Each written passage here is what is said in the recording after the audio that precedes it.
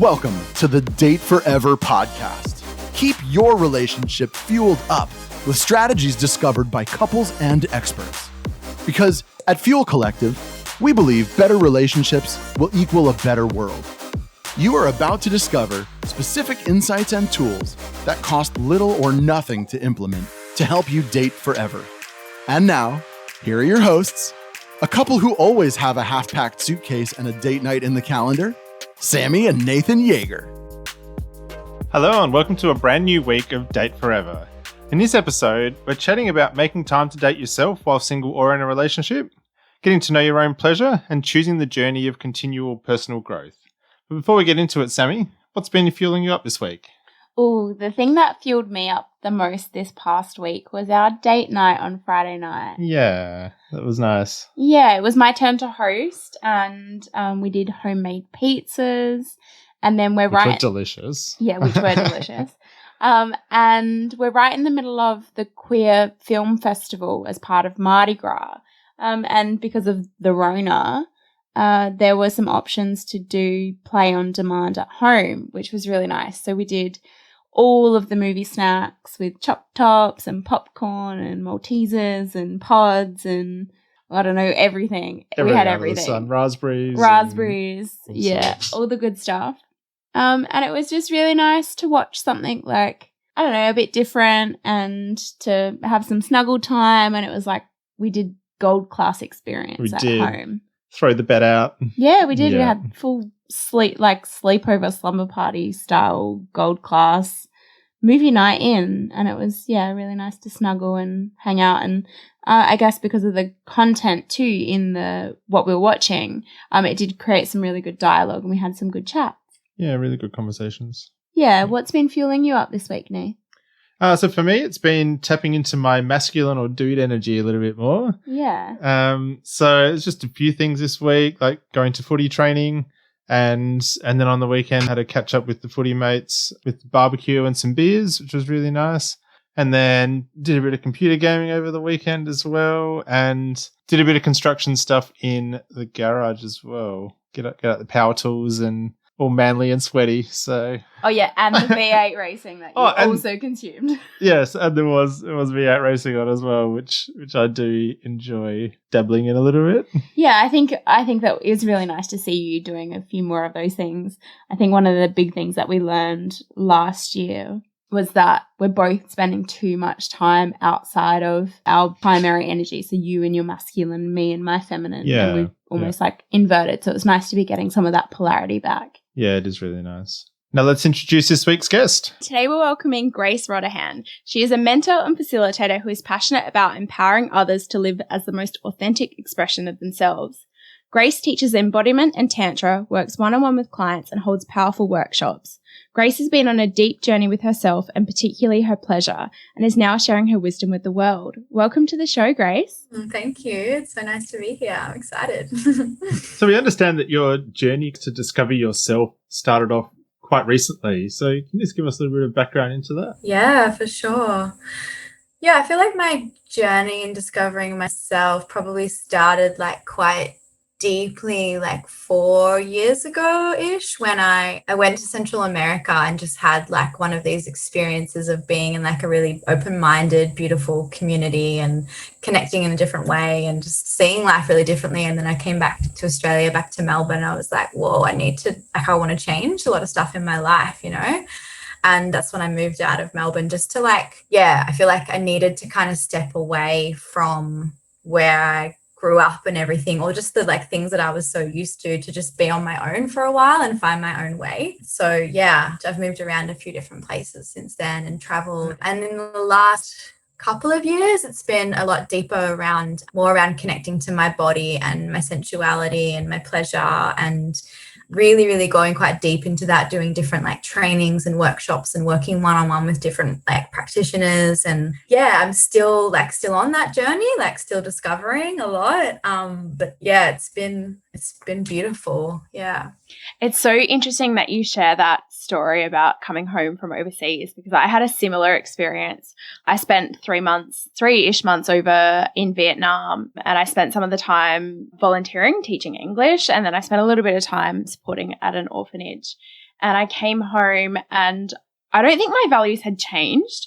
I think they had just come right to the surface. It was a big fork in the road kind of thing. And I came home and I broke up with one of my best friends in the world, because it was just so clear how fundamentally different our values were, and that trying to maintain the friendship that we'd had wasn't going to be good for either of us. But yeah, it was very much an inward thing that had been sparked as a result of being in total culture immersion and then reverse culture shock when I got home. Totally, yeah. And that time being away and being like so independent from the culture that we're in is like, wow, there's like other ways that I can live my life. And then you get to know your values more clearly. That's what I felt for sure. And you were traveling independently too. Yeah, I was on my own. Yeah. And it was so good for me. Like, if anyone hasn't done the solo travel thing, freaking do it. It's so good. So you came home from this big adventure. What did the process of starting to like date yourself and make those changes look like?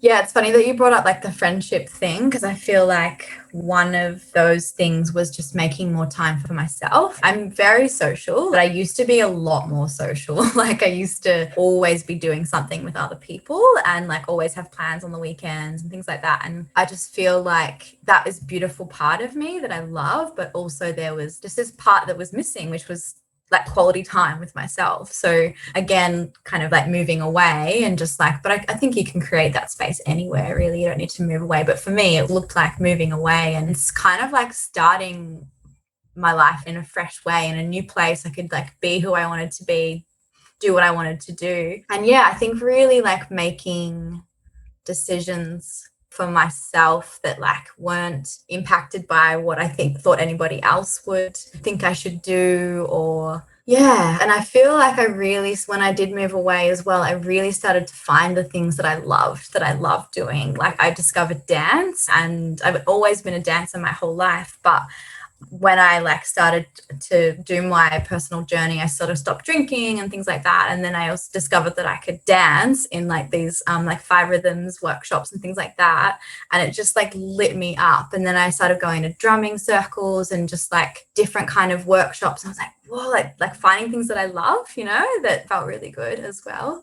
Yeah. And then when I got more into my like journey with pleasure and sensuality, that was like dating myself was really like, Friday night at home by myself with like some music and dancing and like candles and good food and like, yeah, romancing with myself. I love that. Tell us a little bit more about that journey of pleasure and sensuality, and I guess where you uncovered it and where you're at now. Yeah, wow, it's been massive. So for like a big part of my life, I didn't really feel very connected to my body. I didn't really feel like very much pleasure, like a little bit, but not as much as I could. I hadn't experienced an orgasm before, so that was something that was always kind of there, like, oh, why haven't I had it, or like why haven't I felt that much pleasure? But I just kind of like avoided it a little bit in a sense, because maybe I just wasn't quite ready, and that's what I do believe is like I feel like we go into these healing journeys at a particular time in our lives when we're ready to, and so there was some stuff from my past that I needed to look into and explore, and started doing that healing journey. And it took a lot of like me really dedicating to myself and really dedicating to that goal of discovering myself and my pleasure.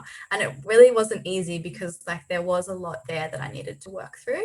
But yeah, now that's what I do for a living. That's what I do for work. That's like my passion and my purpose, is because I've journeyed so deeply with it and gone really, really deeply into my healing, and now have discovered my orgasm and discovering pleasure, and now that's just like a part of my everyday life. It's like, I feel so passionate about it, because so for so long I didn't have connection to that. So like I know what it feels like to be disconnected from body and pleasure, and to feel the shame as well. And so yeah, now I'm feeling like just alive in that, and yeah, it's amazing. I've got a couple of girlfriends who have not had orgasms, and it's like this weird kind of thing, because it's like commonplace that if, group of girls are all having a chat about all sorts of stuff. But I can only hypothesize because I don't fall in that camp. I've had plenty of orgasms. They're fabulous. But it must be quite an isolating thing. Yeah, totally. Like so isolating. And then that would also like add to the shame that I already felt around it, was because, like you say, my girlfriends like talking about their orgasms, or like when that topic would come up, I would just be like, change the topic or leave the room.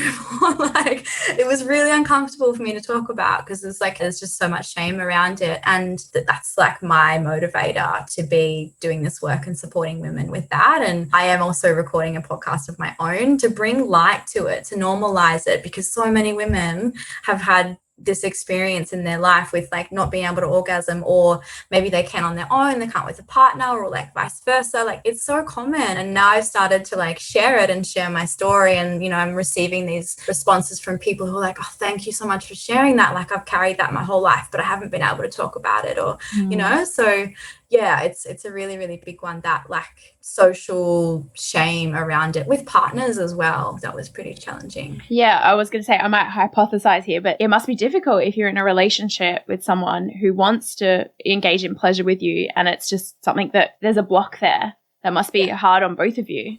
Yeah, I mean, when I was like a little bit less conscious around it, it would just be something that like I didn't want to talk about, and maybe it would come up like randomly. But then when I was starting to do a little bit more healing work, and I was attracting partners in that were more available to support me with that, and they were really willing, like they wanted to like work with me around that, and that was really sweet. But it was still like, it was something that I needed to give myself, really. That kind of comes back to like the dating yourself thing as well. Like I feel like I couldn't have asked or tried to receive that from anyone else, because it's mine, it's my pleasure, it's my body. And so yeah, it was really powerful for me to like go into that on my own. And I feel like now that I'm in like more of an empowered place with my body and my pleasure and my orgasm, now I'm in a really, really beautiful relationship that feels like really like solid and grounded, and like there's so much unconditional love there that like I'm able to explore my orgasm, but even more so, like I'm expanding with that.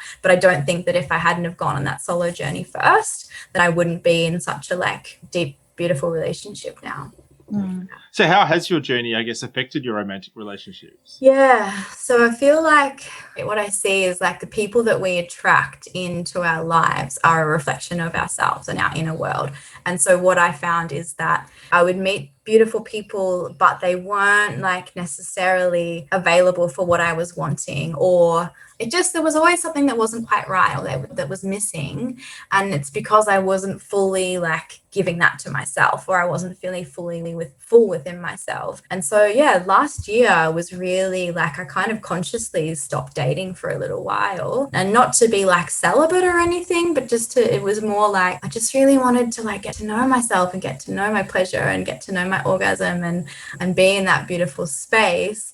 And also like what correlated with that when I started to connect with my pleasure was like my creativity and my inspiration and like what I want to do in my life. And so, now I feel like all of those things are in flow. So now when I've come into connection with this beautiful man, it's like I'm so full and complete within myself that I don't actually like need anything. I don't need this person to like give me an orgasm, or I don't need them to fulfill anything in my life. So it's really, really different coming from that place. And also like he's very much in that place as well. So it reflects, it's a reflection of where I'm at and where he's at, and come into that place together. So what does that dating yourself kind of thing look like now in practicality, now that you're sharing a romantic relationship with someone else? Is it different? Such a good question. Yes. And especially because I haven't been in a deep relationship for quite a while, there is this part of me that just wants to be like, lose myself in the love, I just want to like be with him all the time, see him all the time, make love all the time. But I'm really grateful actually that he's been in quite a few relationships before me, like kind of like deeper, longer term relationships. And I feel like he has a pretty good understanding of the need for, looking after self, like self-care, making sure that we're like both on track with our vision and our purpose and things like that. So we just like, I feel like it's like a time management thing a little bit, and like a priorities, it's like we see each other a few times a week, and we're both really, really focused on our visions and our purpose and what we're doing in the world, and have amazing connections, like, nourishing connections outside of the relationship as well. So we're not just fully relying on the relationship to be like the only source of connection. I think that's really important. Yeah, it's a different thing, isn't it? Because it's, when you're with someone and you love spending time with them, it's so easy to start sacrificing your own time with yourself to spend time with that person. Yeah, and I've seen it as well, like sort of done it, and I'm still in that dance. Like even on the weekend, there was like something that I was gonna do, and then I was like, oh no, like I'll just like spend time with Paul, and like it was beautiful, but just like acknowledging that I'm still practicing and learning, like allowing myself to really be in the love and really feel the love and embrace it, and it's amazing, and not losing track of like the things that I need to do for myself, which is like self-care, which is like good sleep, which is my purpose is like so important to me. So yeah, making sure that I'm like looking after that. So what's the most impactful thing that you've come across in this journey so far?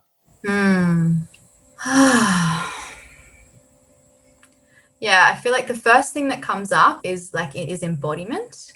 And when I feel into embodiment, it's like just coming into a place of connection with my body, what my body is feeling in each moment.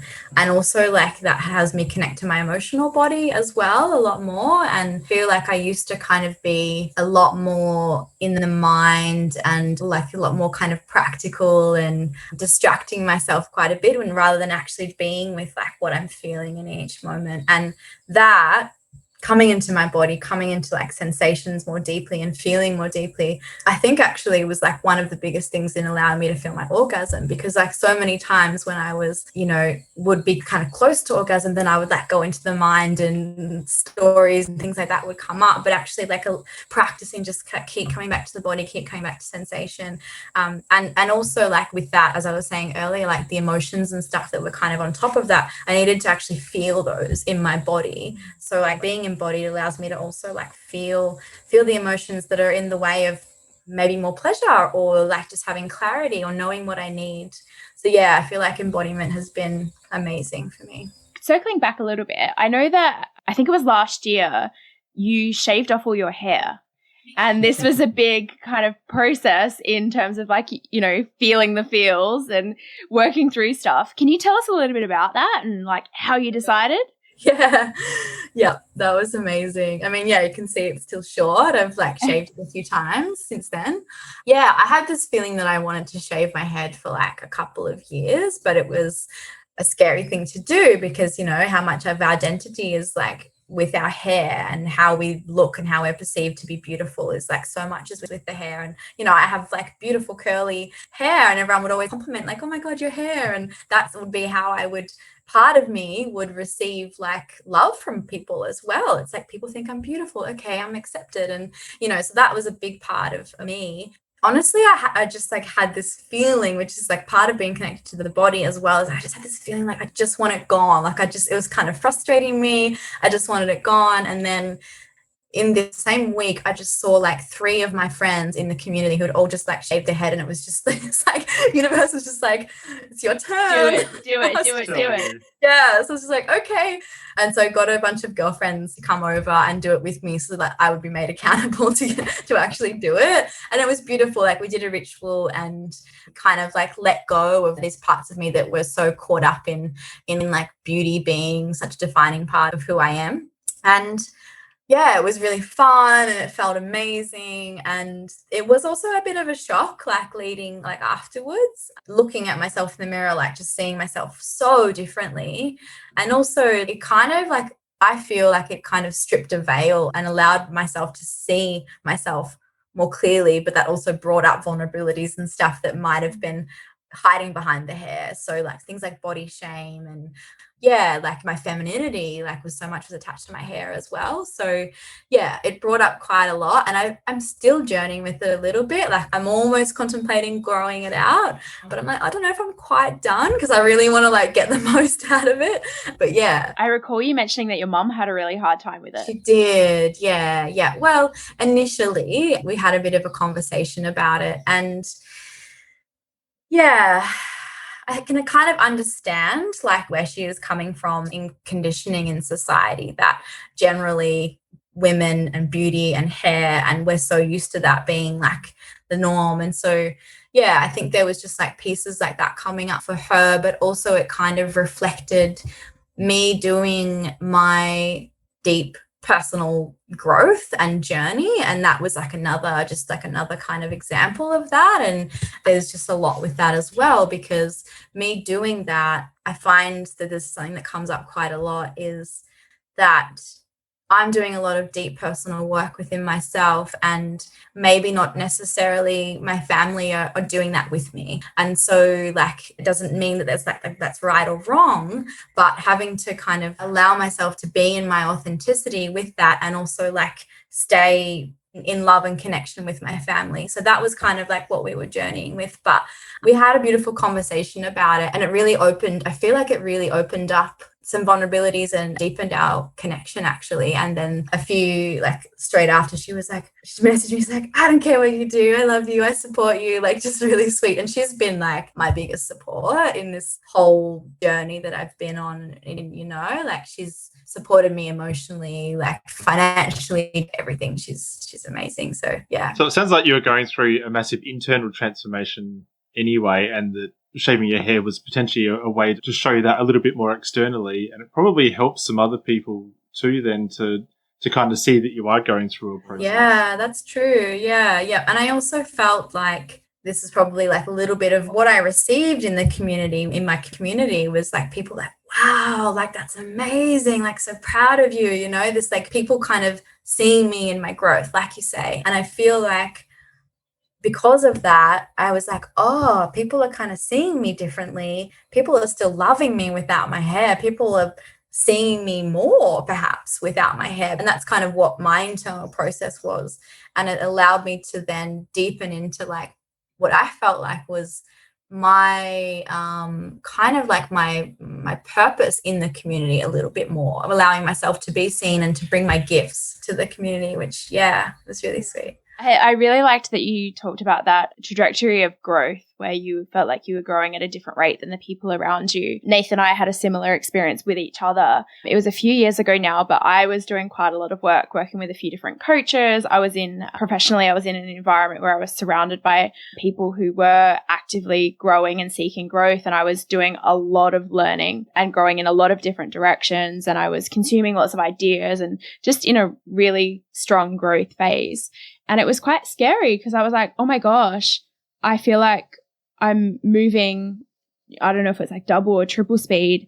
And Nathan, it felt like was being left behind. And I was like, oh my gosh, I'm growing into this person. What happens if he doesn't grow with me? And that brought up a whole heap of stuff for us as well. So I really like that you mentioned that, because that's difficult. It's hard to like lean into your own intuition or scratch below the surface when you feel something that you're like, oh, I need to go a bit deeper on that. I need to go a bit deeper on that. And how that can impact the relationships around you. Totally. I feel like, yeah, it can, like you say, your example, like impact your intimate relationships, but also friendships, family, and also like the community. For me, I feel like I've moved quite a lot, and the community that I've been in has reflected my growth as well. Like I've moved, and then I've attracted like this beautiful community of like people that are kind of moving with the same growth and expansion that I am. Yeah, it's a tricky place. It's a tricky thing because I don't necessarily want to let go of connections in my life because of that, but I also want to make sure that the connections in my life are like nourishing both me and the other person or the community or whatever. So I think what I've noticed is like if I am feeling like I'm on that growth, like you say, trajectory, and there's the connection in my life that's like maybe not necessarily on the same path in that time, either communicating it and like trying to kind of talk about it, which maybe you and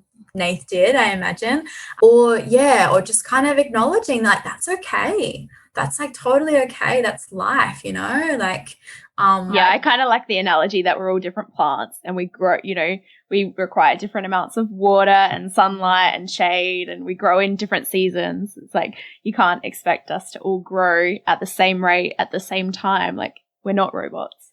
Hey, so I would love to know a little bit more about the work that you do with your clients.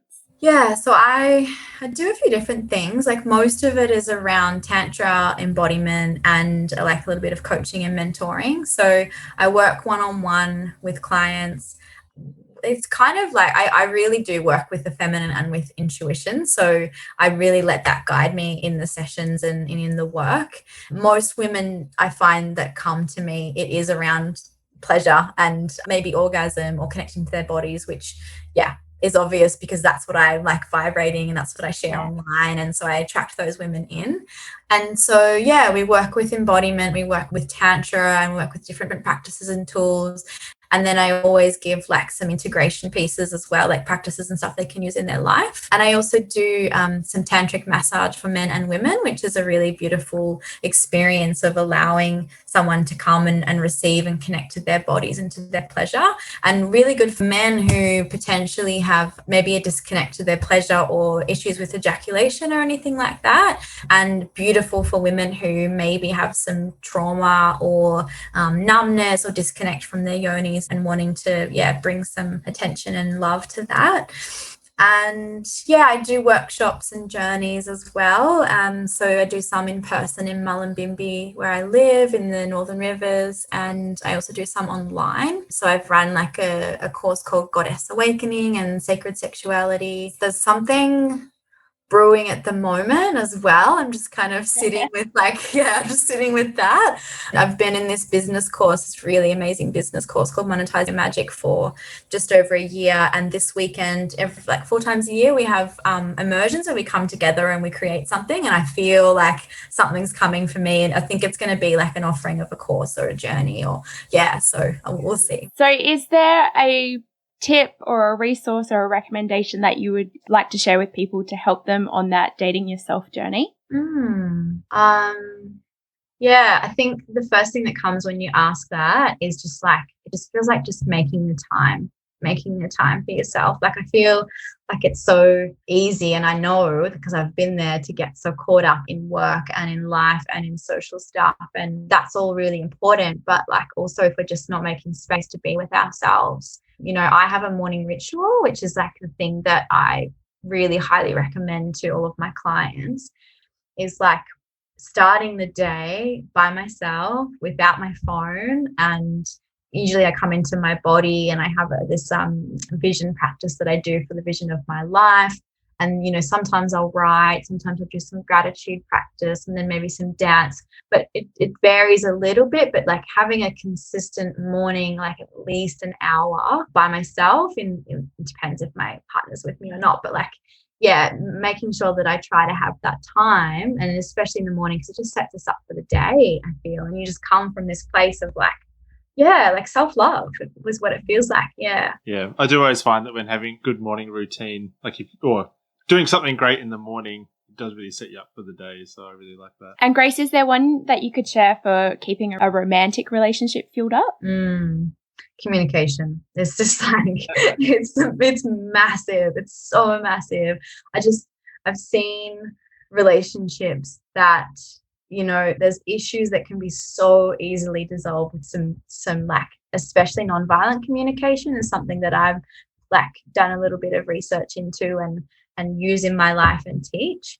Once you can like develop tools on like how to communicate in like coming from the I and not projecting and not blaming and not like outwardly expressing your emotions and things like that, at the core of like so many issues in relationships, I feel, is like fear of abandonment or rejection or, like insecurities, but that comes out in other ways and like anger at you because you did this or like whatever. But like when we actually like just take some time to like come down to the core of it, then there's often like more subtleties like underneath that. So nonviolent communication I can highly recommend. Yeah, I recently read, I don't know if it's the book, but I recently read a book, and it blew my mind, like how what we say and the way that we say it has so much influence. Practicing that care of approaching conversations with your partner from a place of like, love and care, and it's really, I guess, in the most simplistic terms, it's,